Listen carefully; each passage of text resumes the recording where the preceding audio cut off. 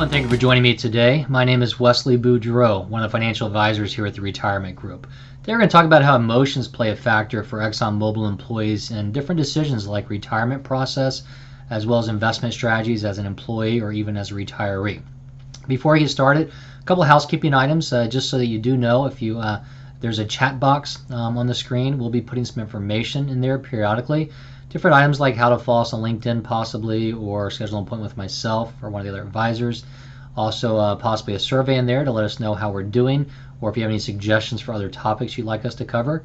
There is a Q&A box as well, so if you have any questions, feel free to go ahead and put those questions in that box. It is anonymous, so your name will not be shown. And then we'll be happy to try and get to as many of those as we can by the end of the webinar. If we don't get to all of them, we'll try and follow up with you as well.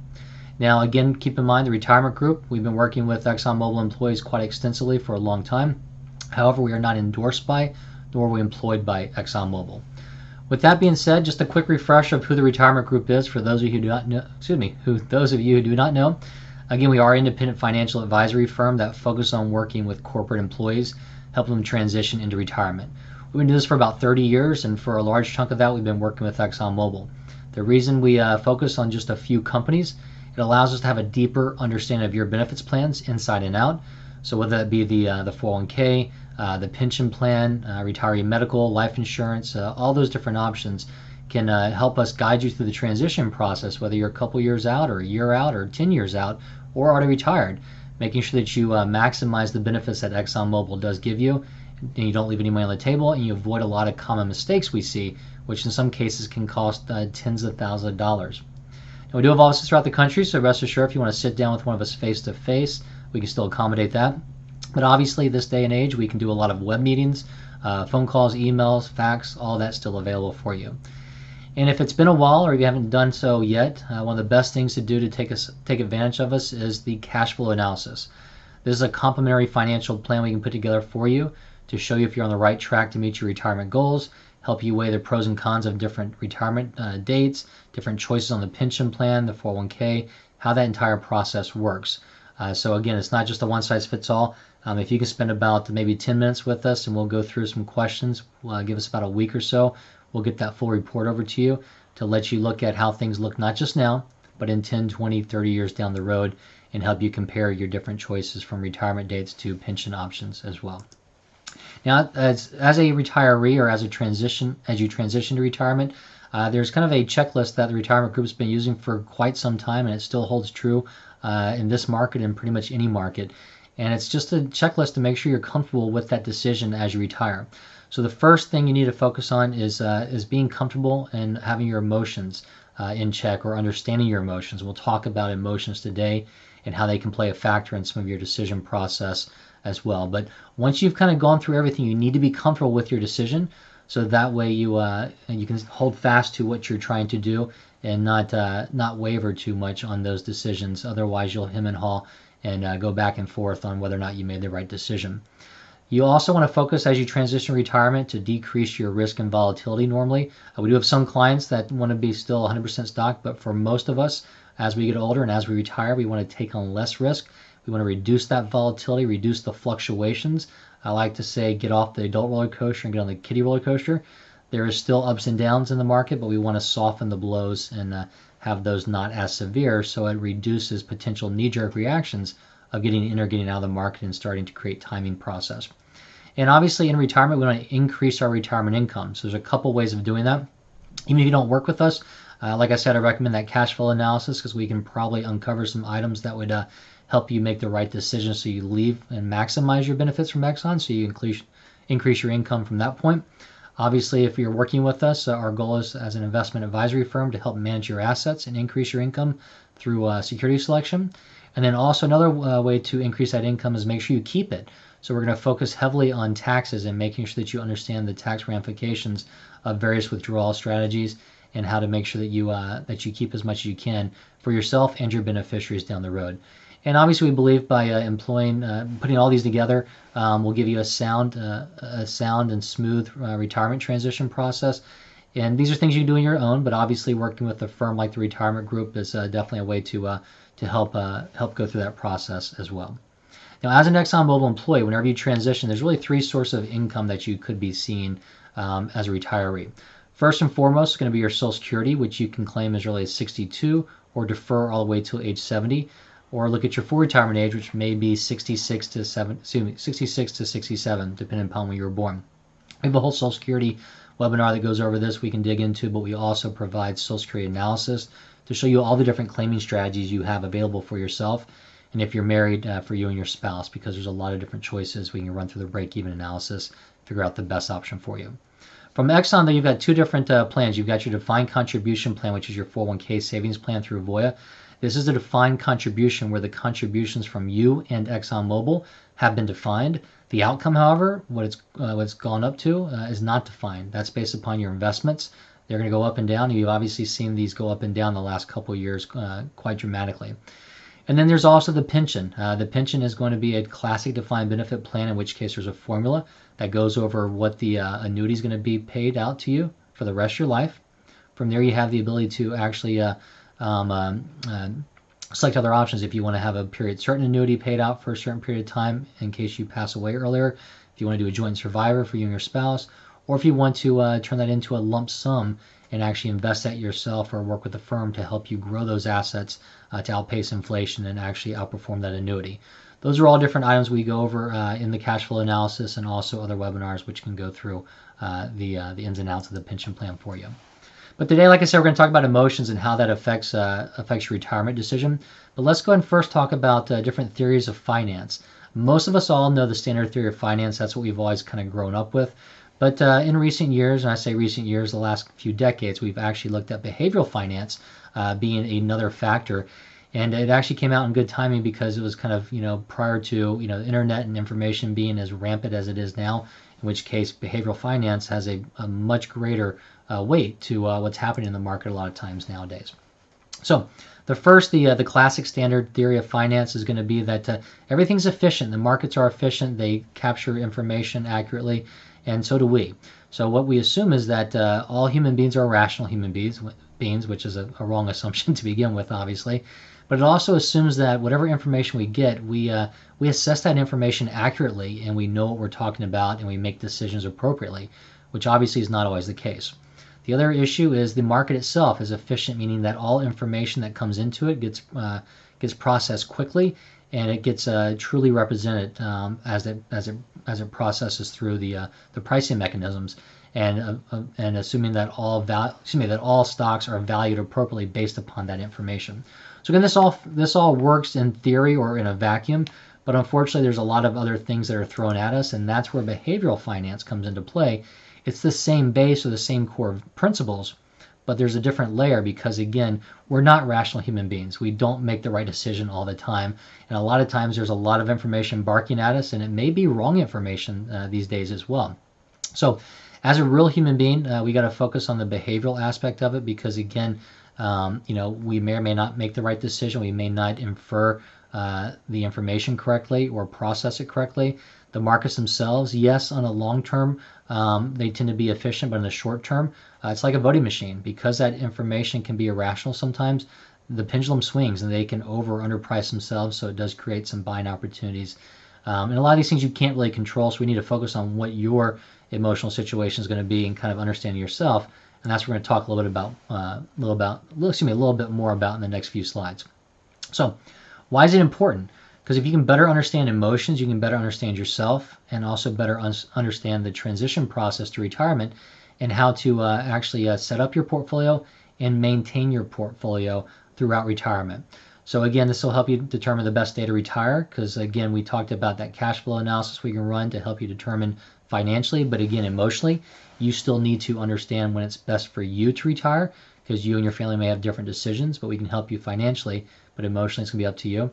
It'll help you develop investment strategies, help you stay that course that I mentioned, and then improve your overall investment experience. If we talk about the emotional process, talk about what the potential outcomes are from one side to the next, and you know what's potentially coming, even though you don't know what's coming, but you know how what could come and how to react in different scenarios, it's going to definitely reduce your stress and help you weather the storm better when we have markets like this. So A lot of behavioral characteristics we actually go through in detail on the seminars, but for the webinar, we're just going to cover a couple of them, but I'll high level go over. So loss aversion, we'll talk a little bit about that. Narrow framing, where we kind of narrow and compartmentalize our investments.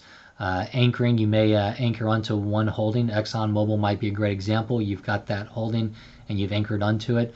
Mental accounting, kind of similar, where you actually compartmentalize your different accounts, which could be good or it could be bad depending upon how you structure it. A good example would be, looking at the 401k, you might be more aggressive, but you might have said, hey, I'm going to take the pension as a lump sum. That's theoretically sitting in cash or treasuries right now. So overall, I'm not as aggressive. Or you may look at different strategies with short-term strategies versus long-term strategies. And then there's diversification. What I mean by that is actually naive diversification. I've been doing this for 20 plus years. I actually started out at Fidelity and worked a lot with the 401k plans. And you'd be amazed. Naive diversification is just simply diversifying because you think you have to or because you have the options. I talked with people where they had 10 fund choices and they had invested in all 10. I talked with one lady who had 200 options in her 401k, and guess what? She had all 200 options.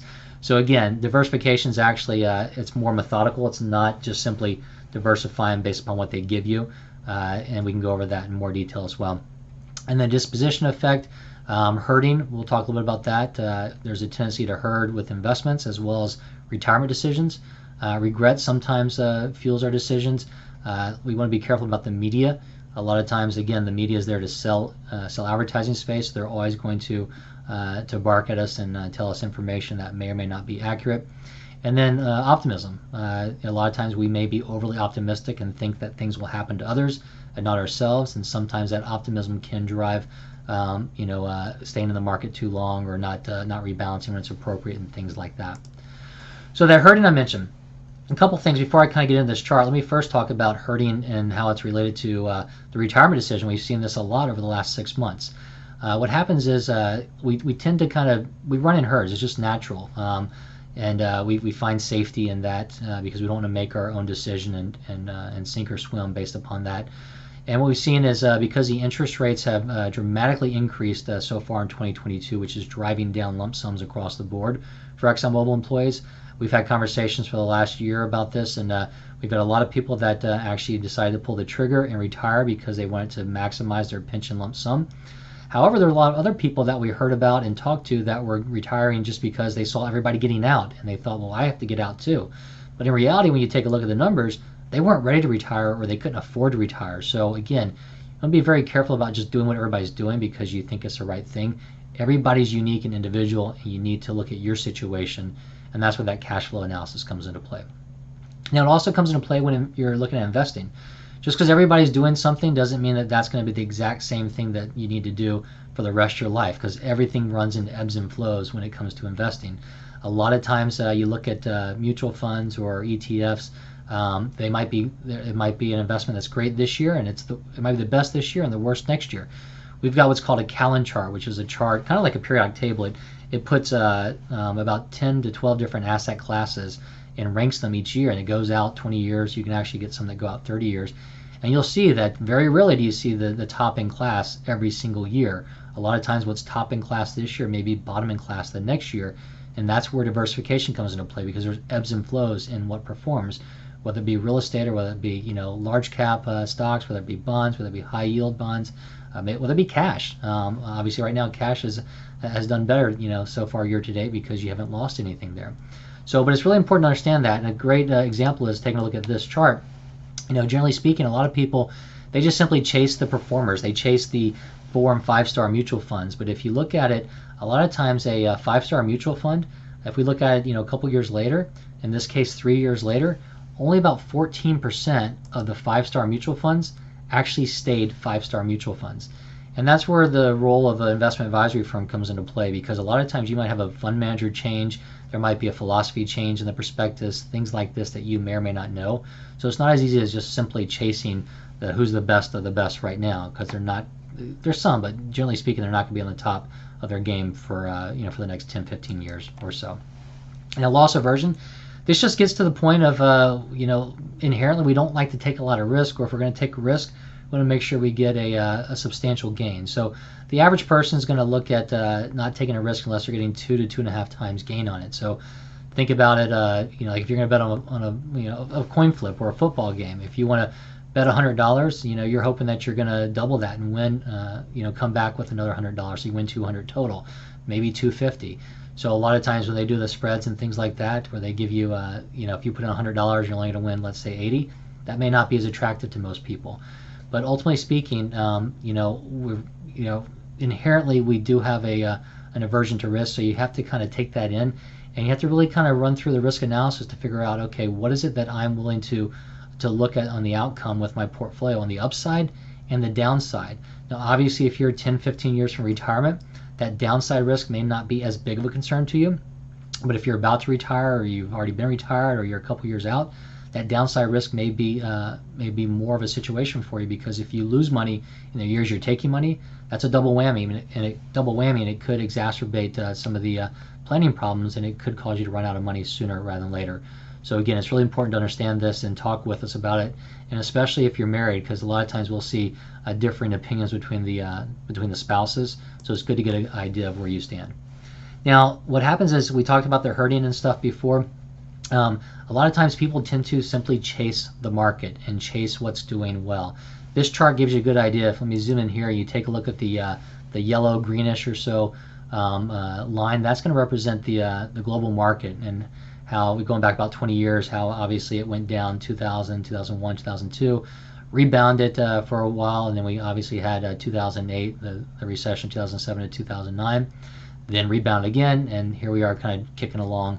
And this does not have the drop right now, but obviously we're in that bear market territory now. Now, if you look at the blue bars, that's actually showing the money flows into mutual funds. So you can see at the beginning of the 2000s, when the market was going down, money was leaving those mutual funds. When the market started rebounding, money started going to the mutual funds. When the market started dropping in 2008, money started leaving those mutual funds again. So you can see that the money tends to chase the performance versus having a sound, diversified approach, and with some market tactical allocation changes. But you want to avoid timing the market getting in and getting out, because you have to get it right both times. As far as what we're in an inflationary environment right now, a lot of times people are asking us questions about that. So with inflation, when planning for retirement, it's the main objective. It's to overcome inflation, plus obviously generate the income that you need. Now, we've had this up here for a while, but many fixed income investments do poorly in a rising inflationary environment. We've been talking about this for the last 2+ years. Obviously, we knew inflation was coming. We didn't think it was going to come this quickly, but you've seen how the bond market has suffered. You've got the bond market and the stock market having roughly about, give or take, within a few points, about the same decline, which is not an anomaly, but it doesn't happen that often. Usually, it takes a couple of decades for that to happen. The good news there is, though, hopefully, if inflation kind of settles in here and levels off, we should see the yield curve continue to rise. You'll see yield increase in the bond funds, and hopefully we should see some rebounds on here as well. And you may even get some stock-like performance out of bond portfolios. Now, at the end of the day, all this is good, but you need to kind of understand what your specific situation's like, because everybody's different. And the best way to do that, like I said, is take us up on that cash flow analysis. Right now, about 3/4 of Americans over 50 don't even have a written plan.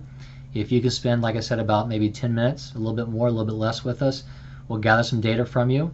We'll walk you through the Exxon website if you need help on how to get some of that data. And we'll put together that plan, and we'll be able to show you exactly where you stand now and how it looks in 10, 20, 30 years down the road. We'll be able to run multiple scenarios if you want to see different options.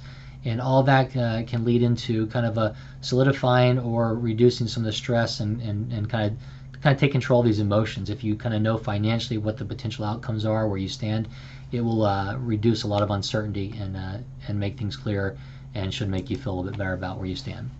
So with that, I want to kind of wrap it up. Again, a lot of these emotions we can talk about one-on-one, but if you have any questions, reach out to us at 1-800-900-5867. You can also reach us at info@theretirementgroup.com.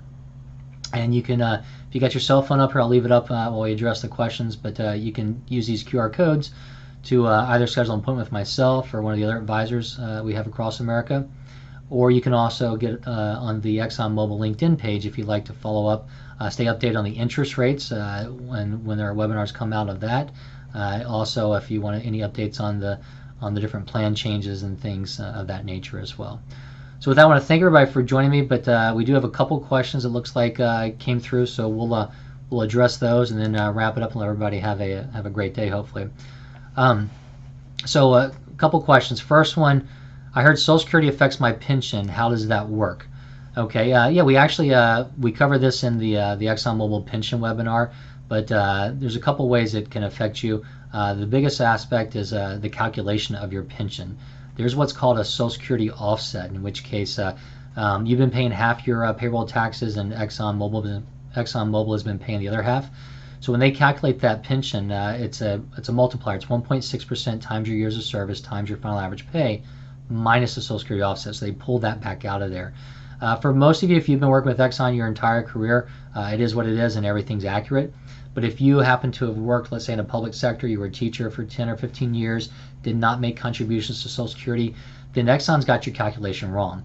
And you would need to give us a call and we can take a look at your Social Security estimate and get that over to ExxonMobil because chances are your true estimate's lower than what they have. So they're deducting more on the pension estimate, in which case if we submit that, it could increase your pension benefits. We've done this multiple times. We've seen increases from $50 to $150, sometimes $200 a month, and we've seen increases around $30,000 and more sometimes in the lump sum as well. Okay, I'm thinking about retiring from ExxonMobil in 3 years, so I will have 40 years of service then. Any advantage to leaving earlier?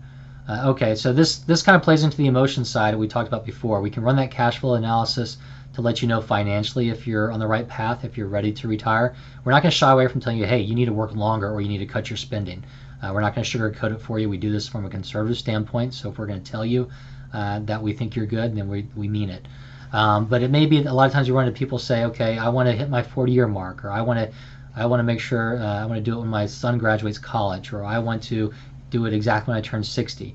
These are emotional decisions, and a lot of times that may or may not be the right decision because if you're deciding to retire, the timing can affect your benefits. A great example would be, let's say this person had this conversation with us earlier in the year. We would actually take a look at, okay, first and foremost, are you thinking about taking the lump sum or the annuity? If they tell us we're taking the annuity, then everything's great because, again, that annuity is going to continue to build as you continue to work. But if they were going to tell us, hey, I want to take the lump sum, and we ran the calculation, let's say that lump sum came out to 1.2 million, for instance, and we looked at it and said, okay, we know where the interest rates are going, look at the rises we're seeing. We've had about a 2% rise. This is all, again, since the first quarter, so it's kind of a moot point now, but if we had this conversation then, we could look at that and said, it might cost you, $240,000 if you were to hang on for another year or two. Is this really what you want to do? Let's run a cash flow analysis, see if you have the ability to retire now if you wanted to. And then we go through that and say, okay, here's what happens if you retire in 3 years versus this year. Yes, in 3 years you might have a little bit more to pass on to your beneficiaries. So what's the value of an extra year, 2 or 3 years of retirement versus working? That's where the emotions come back into play. So there's not a one-size-fits-all solution, but it all goes back into that cash flow analysis to figure out what your specific situation is. In worst case scenario, we can show you those options and tell you here are your choices between now versus then versus a lump sum versus annuity. Go through all those options for you. Okay, I'm not ready to leave ExxonMobil, but I feel like it's time to go.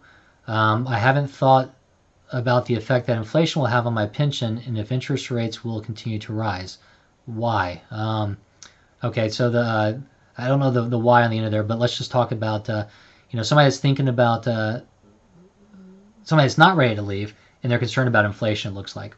So obviously if you're not ready to leave and you're concerned about inflation, chances are you're going to stay on there, and you should stay on there because obviously while you're working, you're not spending money or you're not spending your assets down, you're actually growing those assets, assuming you're making contributions to the 401k plan. And assuming that inflation continues, you're hopefully keeping up with inflation with raises. So that's one aspect of it. Now, the other aspect I mentioned before, inflation does drive that pension lump sum calculation. So if we had this conversation with somebody a year ago, then it may be one situation where maybe you weren't ready to leave, but you wanted to leave because you want to maximize your pension. However, like I said, we've come up over 2 percentage points so far this year. And it looks like the last two interest rates came out where we've kind of dropped a little bit, so kind of leveling off hopefully. So if that's the case, then the interest rates affecting the pension lump sum may not be as big a concern. If we actually see interest rates go down, it could actually start to drive your lump sum back up. Now, it's going to be nowhere near where it was last year, but it could go up a little bit more from where it is right now. So again, it goes back to that cash flow analysis. If you've got concerns about could you retire, how would inflation affect your portfolio, let's run that cash flow analysis, see where you stand, and then we can actually answer your question kind of one-on-one from there. Okay. So it looks like this kind of piggybacks on inflation. So what particular investments or mutual funds in the ExxonMobil 401k plan will do well in an inflationary environment that we're in right now? Okay, so this person understands we're in that inflationary environment. The good or bad thing about the ExxonMobil 401k plan through Voya is, like I said, I've been doing this for over 20 years. I worked on the 401k side at Fidelity for a while when I started, and so I've seen a lot of 401ks. ExxonMobil is the cheapest 401k plan out there. However, it's also one of the simplest, if you would. It does not have that many investment choices. It's only got about 7 investment choices if you count the common assets, the cash, the index funds, ExxonMobil stock, and you've also got the balance fund in there, which just a little caveat. Keep in mind, it's called the balance fund, but it's not necessarily balanced. It's actually 75% stock, so it's more like a growth fund. So just be careful with that if you think you're in a 50-50 portfolio. Unfortunately, for inflationary environment, because there's little choices in the 401k plan, there's not much you can do. I would honestly say ExxonMobil is the best inflationary hedge because, again, you've got the exposure to oil, you've got the good dividend from it, much more so than just the index funds would. But again, if you have questions on this, give us a call. We can run an analysis of where you are now based upon your allocation and talk with you about potential changes. Now, if you're already retired or you're in the process of retiring, then that opens up the door to rolling over to an IRA, and now you've got 10,000 choices as far as investment options. So there's a lot of different ways to mitigate and reduce your risk against inflation on there, and we can go through those with you when we put together a proposal. We're kind of going along, so let me wrap up one last one here. If I take the annuity, how safe is my pension at ExxonMobil? Okay, we get this a lot as well, just kind of concerns. We had this more in 2020 when everything was happening. But what would happen is if you took the annuity, keep in mind that's going to be a monthly income for the rest of your life paid out by ExxonMobil.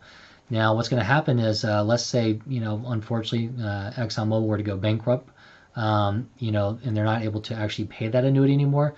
The PBGC would step in and actually cover the payments. However, there is a cap. That's why, if you remember back in 2000 when Delta kind of went through their bankruptcy, a lot of the Delta pilots didn't lose their pension, but they got cut in half because they had pretty high pensions. They were getting maybe about $8,000 a month, but the cap on PBGC at that time was about $4,000 a month, so they got cut in half. So if you got a modest pension, you're going to be in great shape. Since then, that's 20 years of inflationary pressure, so the cap rates are a lot higher now. But if you have questions, we can look at those for you. But if you've got a substantial pension, then that is something that could be of concern. The unique thing about ExxonMobil is back in 2015, they changed the pension so you could do a combination approach. You could do 25-75 or 50-50 between your pension lump sum and the annuity. So if you've got a very healthy pension, you don't want to take that full annuity, you can take a partial annuity and still be under some of those limits. Another quick side note is, actually, you may or may not know, Exxon's actually doing some buyout offers on a lot of the terminees, or those that were not 55 plus 15 previously when they did retire. So they're actually trying to buy up some of those annuities, so they're not on the hook for those for the rest of individuals' lives, which they can't calculate. They'd rather actually calculate out that lump sum and get that payment taken care of now and have it off the books. But again, I don't see any claiming any issues with Exxon not being able to pay the annuity, but if they did, that's that PBGC steps in again. So with that, I do want to kind of wrap this up. I know we went long on this, but any questions, again, feel free to give us a call at 1-800-900-5867. We'll be happy to take care of you and cover those questions. And just a quick reminder, again, we've been working with ExxonMobil extensively, but that does not mean that we were endorsed by ExxonMobil nor employed by them. I want to thank everybody for taking some time to join us today, and I hope you have a great day.